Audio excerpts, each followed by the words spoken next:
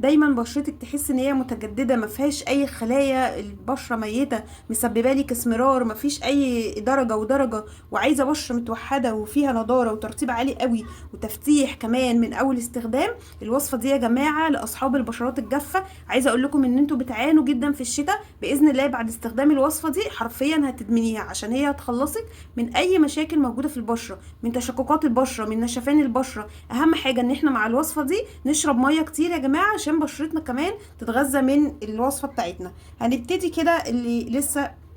لو لسه جديده بتتفرجي عليا يا ريت تدعميني باشتراك في القناه ولايك للفيديو. اهم حاجه حبايب قلبي ما تبخلوش عليا بالصلاه على النبي عليه الصلاه وافضل السلام.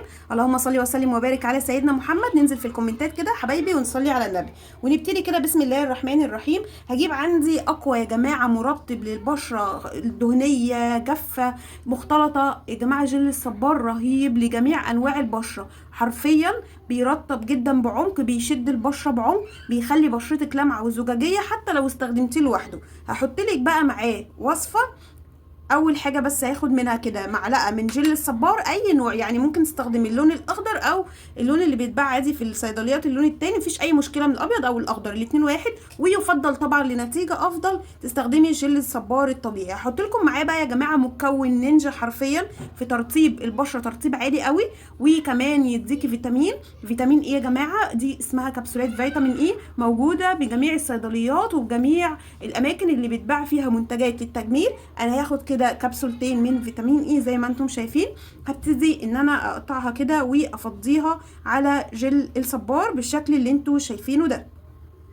فضيت كده يا جماعه كبسولتين بالظبط على معلقه من جل الصبار. هبتدي ان انا احط عليهم مكون نينجا بيساعد يا جماعه اصحاب البشره الدهنيه والجافه والمختلطه، اللي هو يا جماعه بينظف مسام البشره بعمق، بيخليك ما يطلعلكيش حبوب حرفيا، بيخلي بشرتك لو جافه بيساعدها جدا على النضاره، بيساعدها على ان هي تكون دايما لامعه ما فيهاش اي مشاكل وزجاجيه.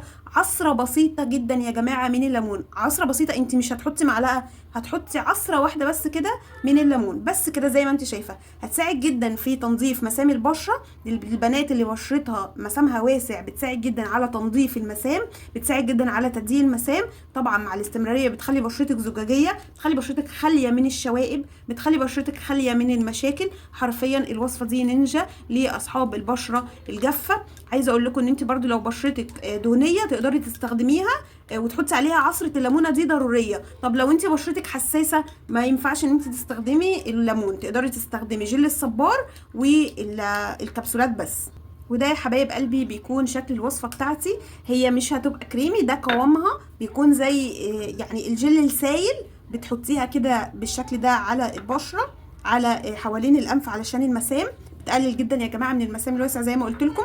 بتكون بالشكل اللي انتوا شايفينه ده، بتكون شبيهه كده للميه على البشره.